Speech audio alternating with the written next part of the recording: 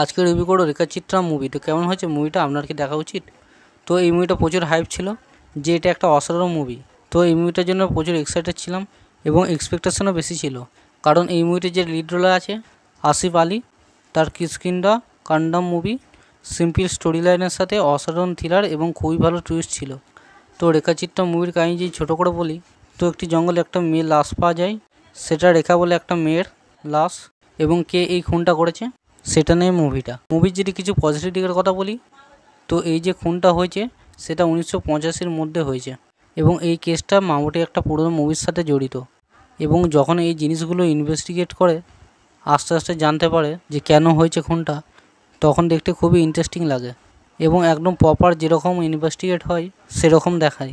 একটা একটা করে ক্লু পেয়ে এগুলো থাকে, সেটা খুবই ভালো দেখিয়েছে। সেটা দেখার সময় আপনার কোথাও বোরিং লাগবে না এবং মামুটিকে দেখতে ভালো লাগে এবং তাকে ইয়ং লাগে দেখতে, মনে হবে না যে তার এত এজ। এবং আসিফ আলির পারফরমেন্স খুবই ভালো হয়েছে এবং আনসিরিয়া রাজনের অ্যাক্টিং ভালো হয়েছে। মুভির যদি নেগেটিভ দিকের কথা বলি, তো যতটা এক্সপেকটেশন নিয়ে বসেছিলাম ততটা ভালো হয়নি। মুভিটা এঙ্গেজিং, কোথাও আপনাকে বোর করবে না, কিন্তু আপনি অনেকটা আগে ধরে নেবেন যে কী হতে চলছে, এবং সেরকম নতুনত্ব কিছু নেই এবং মুভিতে সেরকম টুইস্টও নেই।